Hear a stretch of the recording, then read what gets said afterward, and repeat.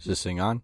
Yes, it is. All right, welcome back to the Bandwagon Sports Show. I'm your host, DaRock, and today we are here with another NFL recap video as Week 10 of the NFL season is in the books. So I'm going to be giving my biggest winners and biggest losers from every game this weekend, as well as recapping just all the games as a whole. So before we get into it, make sure to like the video and subscribe to the channel if you're into this kind of content, as 93% of the people who watched last video are not subscribed. So please make sure to subscribe if you are not, and let's get into it.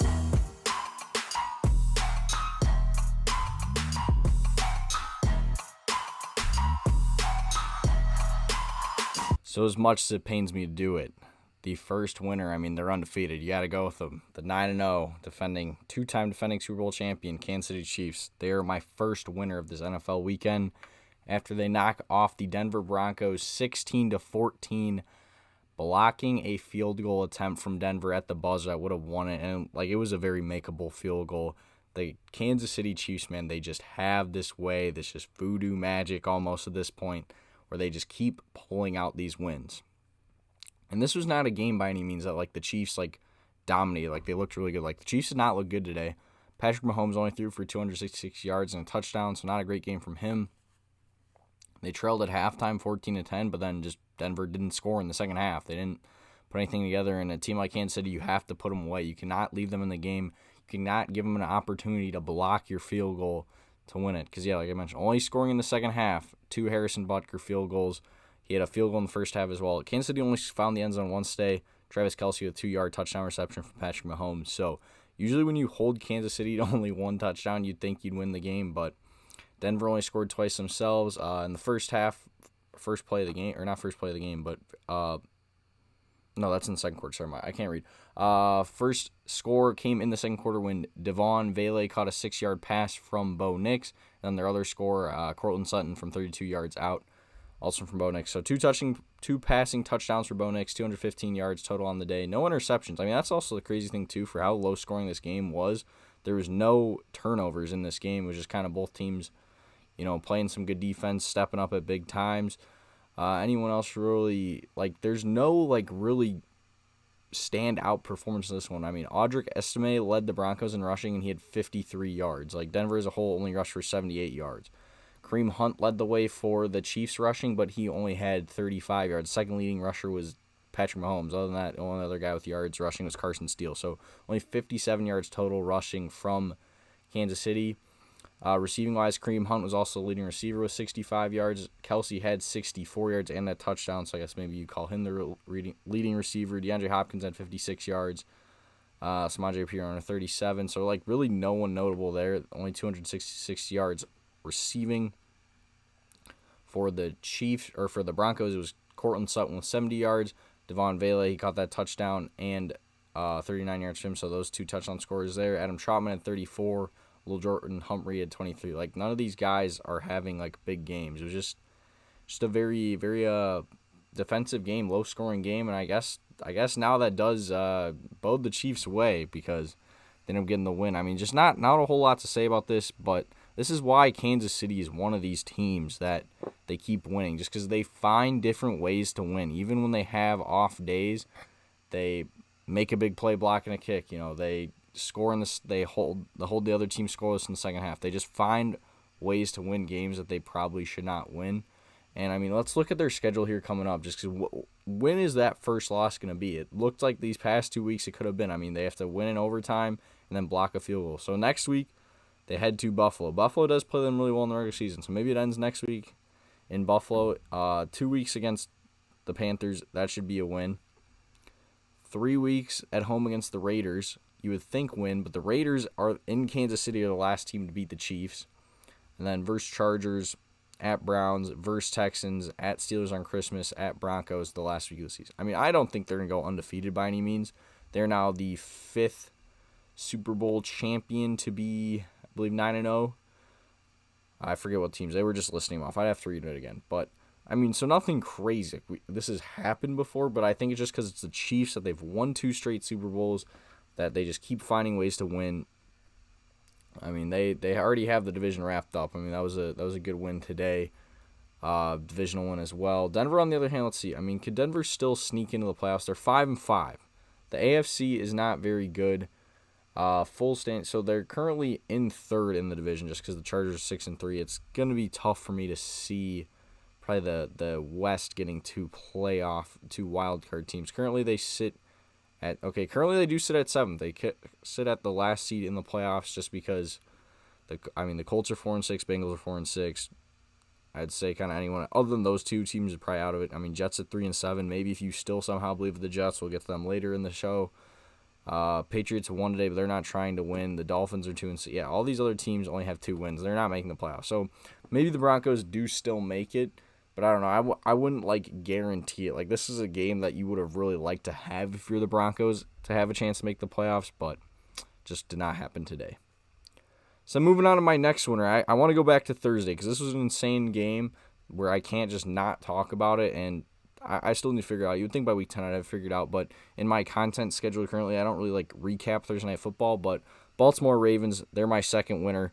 35-34, 1-point win over the Cincinnati Bengals on Thursday night. And if you played Joe Burrow or Jamar Chase in fantasy football, I am very sorry for you. Jamar Chase, 264 yards, 3 touchdowns. Burrow threw for 428 and 4 touchdowns. But who's looking like most likely going to win his third MVP? Lamar Jackson threw for 290 yards and 4 touchdowns as well. This game kind of came down to the end. The last play, the Bengals go for 2, and maybe should have gotten a holding or a face mask, but they don't get it. And I mean, you can't let the refs decide the game. I think that's the right call to go for 2 there. You're reeling on the road. I mean, if Lamar Jackson gets the ball back, the Ravens are winning that game no matter what, I think, if he gets the ball in overtime. And honestly, when they scored, there's still 38 seconds left in the game. They very easily, Baltimore could have gotten to field goal range even if Cincinnati got that 2-point conversion. So I don't think the refs cost Cincinnati the game by any means, but just crazy game. Only 1 turnover for Cincinnati too. Baltimore didn't turn the ball over, so the fact that the teams were just slinging the ball the way they were, and there's only 1 turnover in the game is crazy. So I already read the quarterback stat lines. Now looking rushing wise, Chase Brown had 42 yards rushing and a touchdown to lead the Bengals. The Ravens were led by Derrick Henry going for 68 and a touchdown. Lamar also had 33 yards rushing as well. Receiving wise, already mentioned Jamar Chase's insane stat line. That was really it. Tanner Hudson did score a touchdown on 42 yards receiving. Chase Brown had 52 yards receiving. Gesicki had 30 yards. Ishvash had 29, so not crazy games from them by any means. Tylan Wallace was the Ravens' leading receiver. He had 115 yards and a touchdown. Mark Andrews had 68 yards and a touchdown, and then Rashad Bateman had 54 yards and a touchdown. So Baltimore spreading the ball around a little bit more. Zay Flowers had 34 yards, and Nelson Aguilar caught 1 touchdown. It was a little 6-yard play. Deontay Johnson, for short week for him to get into the system, he only had 1 catch for 6 yards, but good to see him out there. So the Ravens, man, they're now 7-3. The AFC North is going to be a wagon. I would say probably outside of the Chiefs. Maybe Buffalo. I guess it depends how next week's game goes. But I would say probably Baltimore's your second, your team you're looking at behind the Chiefs. Once again, to probably knock off the Chiefs. Sitting at 7-3, currently in second place. We'll get to that team in first place in a second here. Cincinnati, on the other hand, though, like I just kind of mentioned, they are running out of time now. 4-6 on the year. They just keep losing these games that they need to win. I mean, that's the second time now that they've lost a close game to Baltimore, one where they'd really like to have. And at least the bottom of the AFC is terrible, but like I said, kind of with the Broncos, the Colts, and them, like those 3 teams are kind of going to be competing for one spot in my eyes. I think the Bills, the Ravens, Steelers, Texans, and Chiefs all have, their spots locked up. So that's 5 spots right there. And then, a couple teams that I just mentioned there looking for these last couple spots. So we'll have to see what happens there. But good win for the Ravens, tough loss for the Bengals. We're staying in division for the third winner. Be a homer here. Pittsburgh Steelers, I'm giving a winner. I don't have the hoodie on, but I do have my shirt. Here we go, Steelers. Good win going on the road, 28-27 over the Washington Commanders. So this is one, early in the second half at one point, I was just kind of like, this game's over. I'm not having fun watching it. But this game is why Russell Wilson is the Pittsburgh Steelers quarterback now and not Justin Fields. And I'm gonna be the first one to admit I was wrong. I was like, how can you go to Russell Wilson? Fields, hasn't been playing great, but he's been doing enough to win, and now you're just gonna bench him for Russ. Well, I did not expect Russell Wilson to look the way he has since he's come back. Is he still prime Russell Wilson? By no means, but he has flashes, unlike in Denver the past 2 years where he was just horrid to watch. Like, now he is actually enjoyable to watch play quarterback. Threw for 195 yards today, 3 touchdowns, 1 interceptions. Jane Daniels, no touchdowns for him today, and, maybe not his greatest game, but still threw for 200 yards, 202 yards total. George Pickens is also, one I really have to touch on. He is the most interesting receiver in the NFL. People talk about maybe there's not as many diva receivers anymore in the NFL. George Pickens is definitely one of them. If they do a season 2 of receiver, if they run that back, or I don't know, maybe they'll change positions again, because it was quarterback season 1, receiver season 2. The NFL all access documentary on Netflix is what I'm talking about, for those of you who don't know, which I watched. I meant to do a review of it, I never did, but it was a good show. It was a good show, kind of follows all these guys around. I want to see what the heck George Pickens is like. I mean, you see the video of him when he gets drafted, and he's standing in the shiesty, from the TV, 2 feet away from the TV, staring at the TV, yeah, I just got, crazy stuff. But, he has this, crazy catch in the first half today, which is a really good catch, nice touchdown grab. But he also does stuff where he's, fighting the DB after the interception, rather than, downing the cornerback, which I guess he did. He got lucky where his hand grazed him, but he just lets him go, and instead of just fighting the other DB in the background, he has the one little short out play where he grabs the defender and uses the defender as a shield while he's holding the ball. Here, I have a ball back here. Holding the ball, for those of you watching on YouTube, just holding it like this, just out, and then holding off the defender with his other arm rather than tucking the ball and just doing a normal stiff arm. He's most interesting character, but I mean, hey, 91 yards and a touchdown, I will take it. So let's just look at this box score here as a whole, kind of check in on some other things. Jaylen Warren and Najee Harris, 2-headed backfield for the Steelers. That's kind of what they've been looking for. Warren had 66 yards. Najee had 53 in the touchdown. Austin Eckler, 2 touchdowns today, 44 yards total. He's been running better than I kind of thought he would be. I kind of thought once he went to Washington, his career was over. And, he's obviously no Chargers Eckler, but he's having a decent season. So, honestly, if you're a Commanders fan, I'd be happy with that. Then Pickens was the leading receiver for Pittsburgh, like I mentioned. And then Mike Williams, the trade deadline acquisition, man. He had 1 reception for 32 yards, but it was the game-winning touchdown. See, that was one of those where, old Steelers, I'm like, he's just lofting the ball up there. What are we doing? But sure enough, Ross, man, makes a good throw. Williams catches it in the end zone.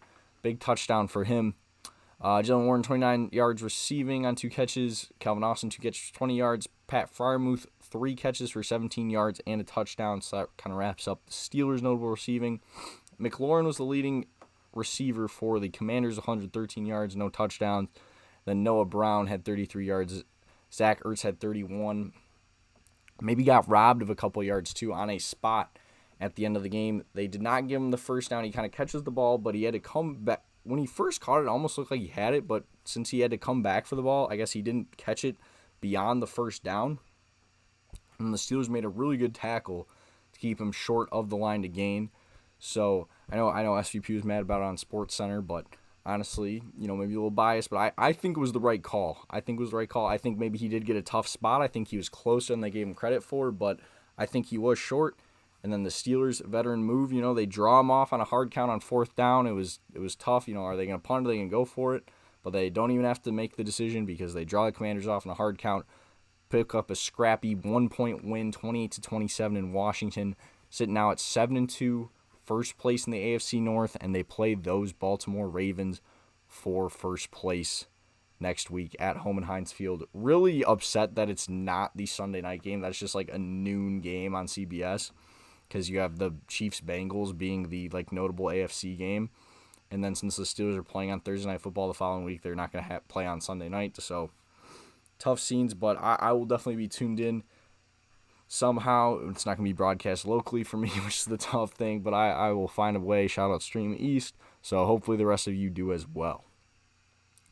Then my final winner of the weekend, I'm going to be honest, I had the Houston Texans helmet sitting here at halftime, but it is the Detroit Football Lions, man. They improved to 8-1, remain just one loss here on the season after a comeback 26-23 win against the Texans, hitting a walk-off field goal, Jake Bates. And, man, I did not see this coming because Jared Goff threw 5 interceptions. Granted, one of them was a end-a-half heave, but 5 interceptions. It is very rare your quarterback can throw 5 interceptions and you still somehow win the game, but that is what has happened for Detroit. As they held Houston scoreless in the second half, so they were able to overcome a halftime deficit of 23-7. Like, they were down and out. This game was over. Like I mentioned, I had Houston fully pegged as a winner just for how dominant they looked against Detroit in the first half. And then the second half, it just all fell apart. And yeah, I just don't know how Detroit won that game. I literally tweeted out, how did Detroit win that game? They had no business winning that game. And that's why I really think, man, like, they are a legitimate Super Bowl contender. That was Chiefs energy. Like, that was a game they had no business winning, and they somehow pulled it out.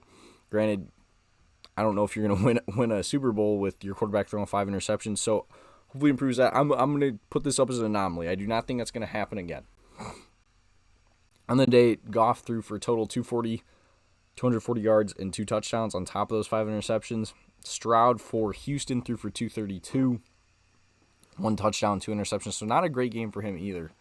And this is what I was kind of saying, man. Like, so many people are just kind of anointing Houston, like, next up, where they're still definitely going to win that division. But I think, like, if Jacksonville, like, wasn't complete garbage, if the Colts, like, actually had a quarterback, but they're going Joe Flacco instead of developing Anthony Richardson, like, I don't think Houston would be running away with this division the way people thought they were going to, like they are currently. Rushing-wise, Jahmyr Gibbs, 71 yards. But then David Montgomery had 32 yards and the touchdown, so that two-headed backfield duo is doing really well for them. Joe Mixon, 46 yards rushing and a touchdown to lead Houston. That was really the only notable rusher there. Receiving-wise, Sam Laporta, 66 yards and a touchdown for Detroit. And then Amon-Ra, franchise record, 7th straight game for a touchdown. He had 60 yards receiving go with that touchdown. On the Houston side, receiving, John Mechie led the way. 74 yards and a touchdown for him. Did his signature celebration at Alabama. I mean, good to see him back, having a good game after dealing with cancer last year. So, good for him. Dalton Schultz, 66 yards. And then Joe Mixon also had 44 yards receiving. Tank Dell, 39 yards receiving and 5 catches. So that was kind of all the notable ones. And then anything else really? No, just defensively, it's just all the interceptions. Just kind of crazy. Carlton Davis had both interceptions for Detroit, and then Kermit Laster had 2 interceptions, with then Jamie Ward, Henry TuTuotu, and Kalen Bullock having all the Houston interceptions. So, Detroit, like I mentioned, they're 8-1. They're my lone NFC winner this week. Just because, I mean, I guess I could have put San Francisco. I mean, I'll touch slightly on that game. That was one of those where, like, it was a win, but they had some not great things going on, especially on the sideline. I mean, Deebo Samuel's getting into a fight, so there wasn't really enough for me to give them a winner. I thought that, these 3 AFC teams that I've listed were more deserving. So Detroit, they're sitting 8-1. Minnesota's right behind them after their win today. They're 7-2. So that division is not locked up by any means, but I'd be feeling good if I was Detroit. Both Philly and Washington, I mean, not too far behind. Philly 7-2, Washington 7-3. So I mean, the 1 seed is not locked up by any means, but if they're able to keep rolling the way they are, finish this season with only two or three losses, I think Detroit, like, they're going to win the 1 seed, win the NFC regular season title, be the 1 seed. Really, the only way I could see it not happening is if they just kind of crap out here in some of these division games. I mean, so they have at the Colts next week, host the Bears on Thanksgiving. Those should be 2 wins. Host the Packers. I mean, they've already beat the Packers in Lambeau. You never know. Host the Bills, so good team, but home game. At the Bears, at the Niners, versus the Vikings. I mean, yeah, I could very easily see them going 7-1, maybe 6-2. I honestly don't think they'd be worse than 6-2 the rest of the way. So I think the Lions are going to be the 1 seed, and I think it's going to be really tough for somebody to go there in Detroit and beat them. So that's going to wrap up my winners. Let's switch over to the losers. So now moving on to my losers. This first one's going to hit close to home for a lot of my listeners, I think. Especially if you're watching on YouTube, you see my hat. I'm going with Chicago Bears. Chicago Bears have now lost 3 straight games following today's 19-3 loss to New England Patriots. Like I said in my prediction video, the New England Patriots are not currently trying to win games. They want to have a high pick in the draft. Like, they do not want to be good. That interception loss to the Commanders has just absolutely derailed the Bears' season. Like, it's insane. It's crazy just how much one play has affected their season. That's a team that they win that game, they're sitting at 5-2. Now they've lost 3 straight games. They are 4-5. This is a team that, I'm going to be honest, I thought it was a little ridiculous.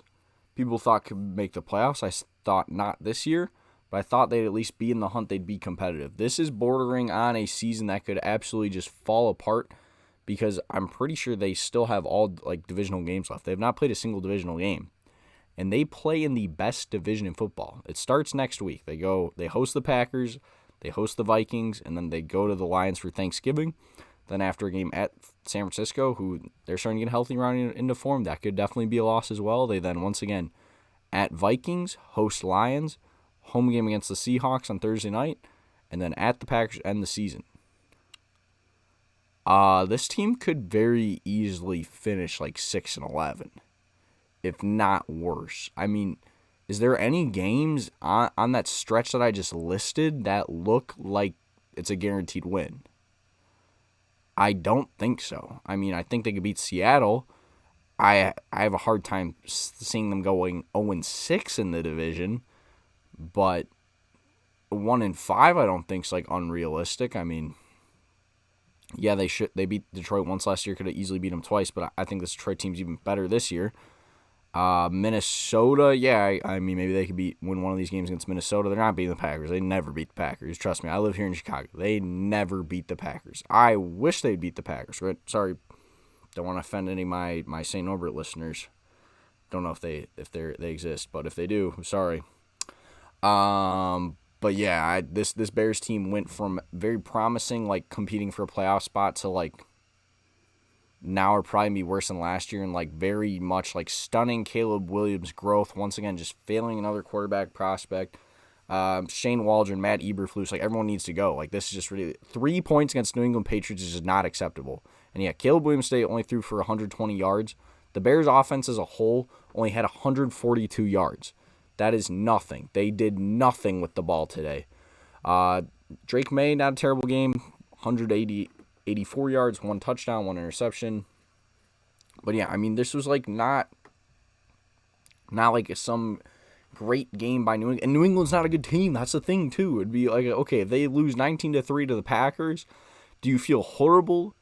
Okay, actually, that's a bad example. You probably feel worse. If you lose 19-3 to the 49ers in a couple weeks, you're not feeling good, but like you're at least being like, all right, 49ers are a good team. Patriots are not good. They're not trying to win.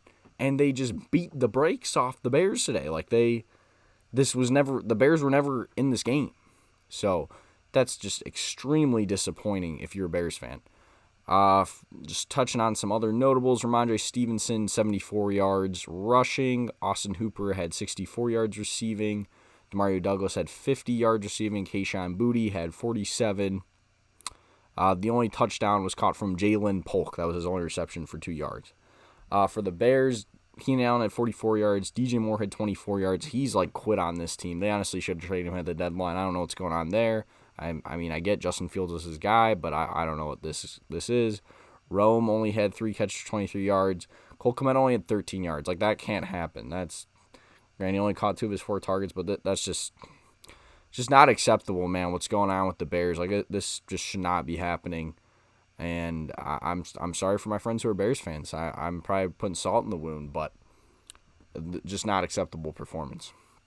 Next loser, rubbing more salt in my friends' wounds. Shout out my guy Matt Tuice. I'm going with the Atlanta Falcons. Atlanta falls 20-17 to the New Orleans Saints. Divisional game. Saints end their 7-game win streak. Or losing streak, I'm sorry. I should have known better. Darren Rizzi, first game as Saints coach. I should have known Rizzler was coming to town.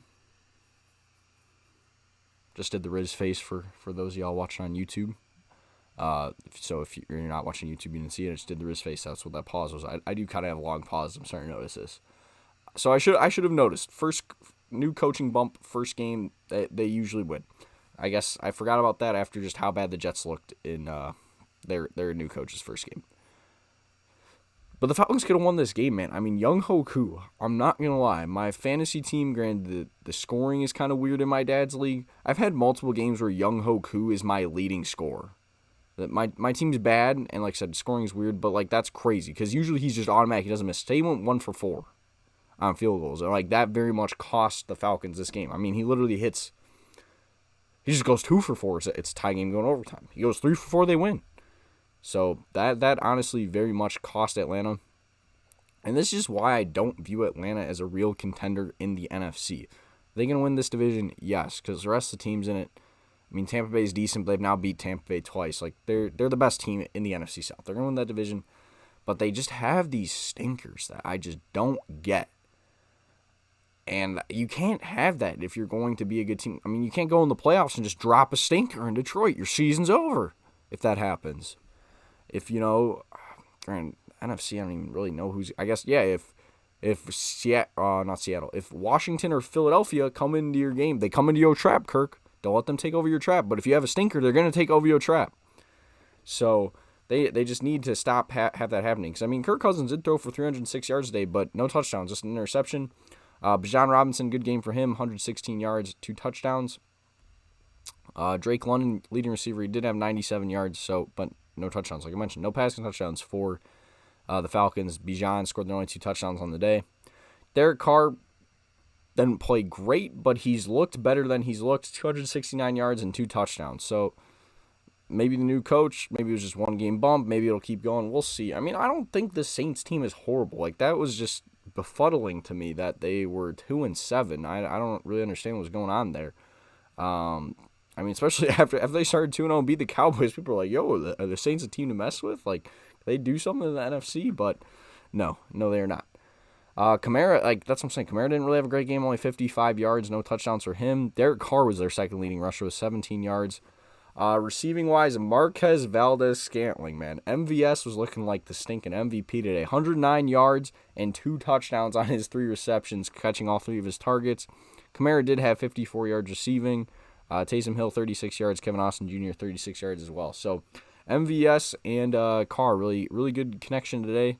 Thought it was be Derek Carr and Devontae Adams. Well, that'd be back in the Raiders. Thought that was the Packer receiver that Carr was going to get along well with. I guess it's Marquez Valdez-Scantling. So, a good win for the Saints. Doesn't really mean anything. Like I said, they're 3-7. They're out of it. But the Falcons, man, they got to figure that out if they're going to be a true contender. Just cannot have these stinkers just let down games that keep happening. For my third loser, a team people thought was going to be a contender, they are not. Do not keep falling for the trick. And Devontae Adams' new home, the New York Jets. They get skunked 31-6 by the Arizona Cardinals. I guess I could have given the Cardinals a winner for this one. I guess maybe that would be another NFC winner I could have potentially given. But I just love shitting on the Jets, if I'm being honest. Excuse my language. Aaron Rodgers, 151 yards, no touchdowns. Garrett Wilson was the leading receiver with 41 yards. Breece Hall, the leading rusher, with only 52 yards. And again, I should be nice. I'm a Yankees fan. Granted, it's more Mets Jets. I don't live in New York. I don't know for sure, but at least online, that's what it seems to be. But dang, the Jets are horrible. People thought they were back after beating the Texans. Get a hold of yourself. That was not the case. They dropped this stinker once again.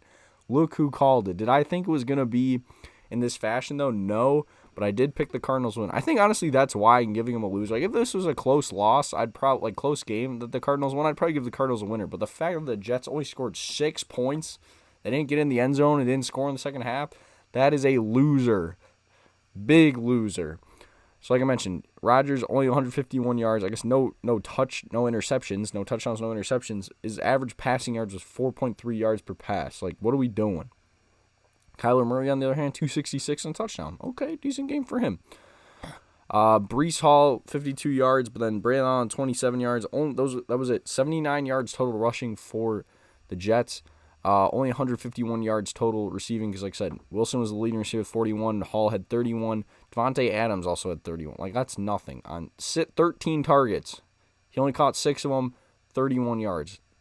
He was not going to fix everything. I don't know why people thought that was going to be the case. That's just not how it works in football. It is not like NBA or MLB where you can just plug in one guy and now your team's fixed. No, football does not work like that. Even I don't care how long they'd played together. It doesn't work like that. Arizona on the receiving side, James Conner, 80 yards receiving. Trey McBride had 71 yards. Marvin Harrison Jr., 54 yards and a touchdown. I'm gonna be honest, I'm trying to work out a trade where I'd receive Marvin Harrison Jr. in fantasy and my buddy receives Devontae Adams, and like I kept like not accepting it right away because I didn't think. I was like I don't know. Devontae might figure it out eventually. He's not figuring it out. Now I'm going back the other way. I'm trying to convince him, hey man, like he's gonna pop off. This will be a good trade for you because right now it went from me being like I think I might be getting fleeced to now I'm like, please give me Marv. I don't want Devontae. Horrible. Just I don't want anything to do with the Jets. Horrible, bad team. Loser of the weekend. I could keep giving them loser probably the rest of the season because they're done. 3-7, you're not making the playoffs. Let's look at their schedule the rest of the way. Versus the Colts. Thank God that game got flexed off Sunday Night Football. Versus the Seahawks, at the Dolphins, at the Jaguars. Okay, you know what? Actually, their next couple games, they could win a couple, but they're not going to. They're not back. Don't fall into the trap. Versus Rams, at Bills, versus Dolphins. Then after that, they'll win the Dolphins game. Other 2 games are losses. So, Jets season's done. They're garbage. Who knows? Maybe Rodgers retires. Like that's just been a horrible failed experiment. The Jets, similar to the Bears, are one of these organizations. They're never going to figure out the quarterback. It's just not going to work. And the final loser, another team people thought was going to be a contender that I do love dunking on, Dallas Cowboys. Granted, no Dak Prescott. He's now confirmed out for the year. They fall 34-6 at home to the Philadelphia Eagles. Now, granted, I thought Philadelphia was going to win this game, but this is another one of those, just the fashion and the fact that it's to your rival, you have to get a loser. Like, I was between the Cowboys and the Giants for my last loser, which I'll talk about the Giants game quickly in a little bit. But I was like, the Giants, it's two bottom feeders. Who cares? The Dallas Cowboys are the national brand that just got absolutely blown out here at home. Cooper Rush threw for 45 yards. Their quarterback threw for 45 yards. Rico Dowdle, leading rusher with 53 yards. Jake Ferguson, the leading receiver, with only 24 yards. Man, those Cavender twins boyfriends, man, they're down bad right now, football-wise, between Carson Beck and Georgia absolutely blowing it this weekend. I'll get to that in my college football rankings video later in the week. And then just Ferguson, man, just stuck on a bad team here in Dallas where he doesn't have a quarterback anymore. They went to Trey Lance for like a play or two, maybe one drive. Let's look at the box score here. I like was half watching, just like hear that like Trey Lance was in. I'm like, what? But then I look back up and Cooper Rush is back in.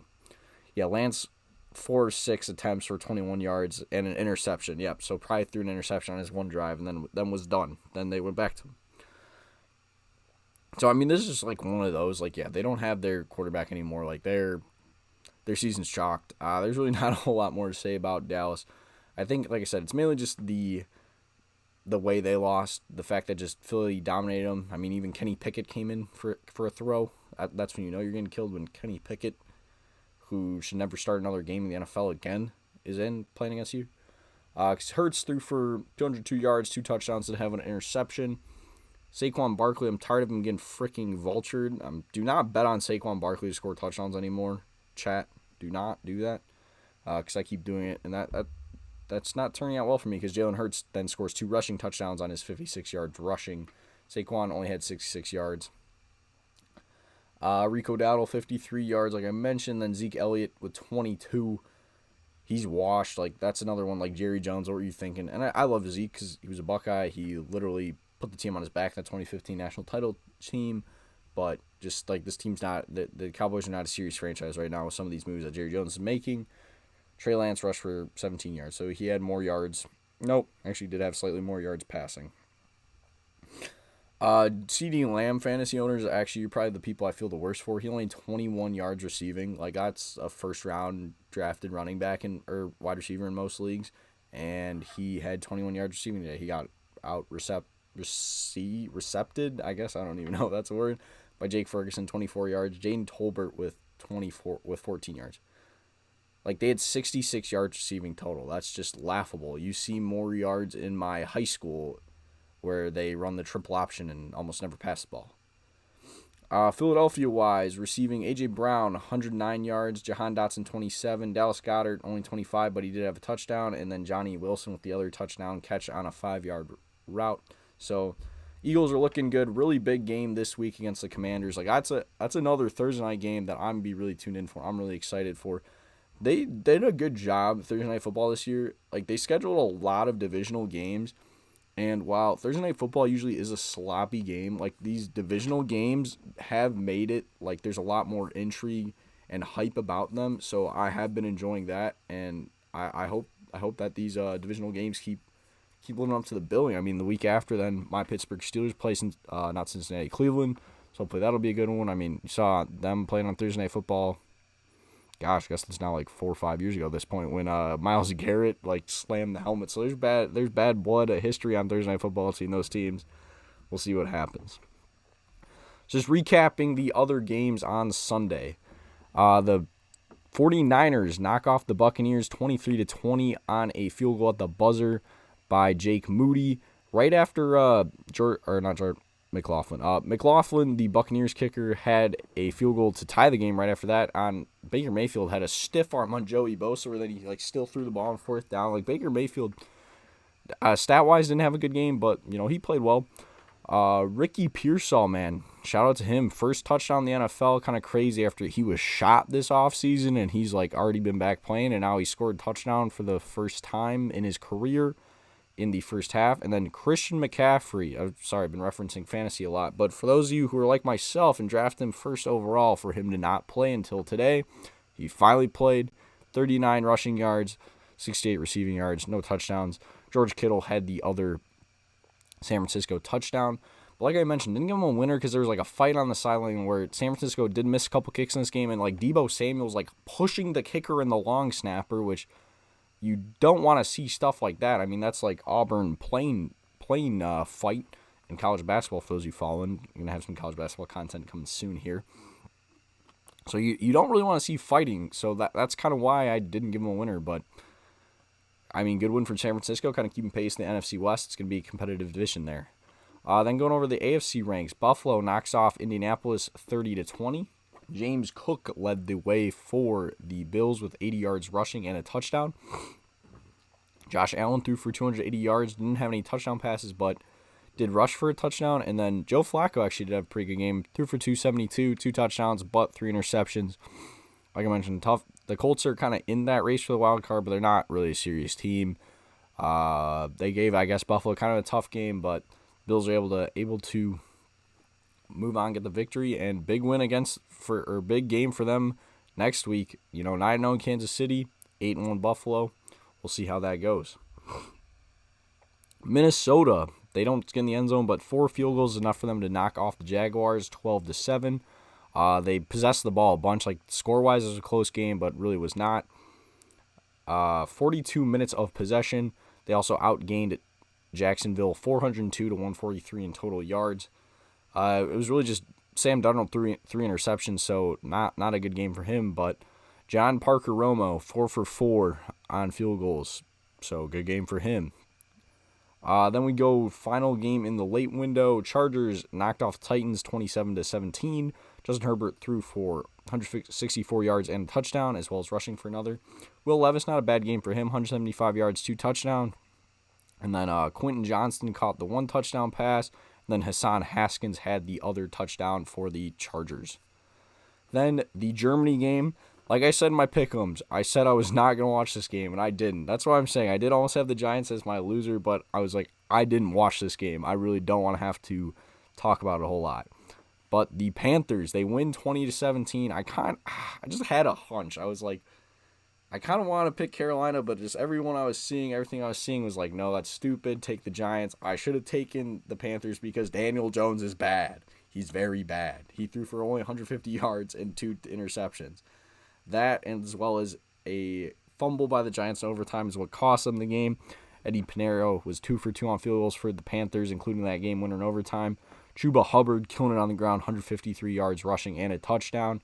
And then Tyrone Tracy Jr. with 103 yards and a touchdown for the Giants. So that's going to wrap it up. Thank you guys so much for watching. I do really want to thank you guys. The views have been way up lately. Last video, 120 views. The only video with more lately was my last NFL Sunday recap video in week 6. So hopefully, we can get those numbers up again. Keep the good times rolling. So that's why I ask you guys, please, if you are enjoying the video, if you're still here, you had to have enjoyed the video. Make sure to like the video. Comment your winners and losers. I really enjoy interacting with you guys. I was interacting with a lot of people on Twitter today. I want to bring those interactions over here to YouTube and Spotify. And yeah, like I said, make sure to subscribe. Liking and subscribing really helps other people find the show. If you're an audio listener, make sure to follow, rate, and download the show as well. That helps me on these audio platforms. I want to help people find the Bandwagon Sports Show. Hop on our bandwagon, wherever they're coming from. And you guys have been doing a great job of kind of helping me with that lately. So let's keep that going. Thank y'all so much for watching. We're going to have a lot of content coming here soon. I got college basketball. Layup Lines is going to be back this week. That was a pretty popular one on the channel. I did the college football playoff recap last week. We'll do that again this week. So make sure, like I said, a lot of stuff coming. Make sure to keep your eyes out. Subscribe to the channel. Follow the show on Spotify. And I'll see y'all next time. Peace.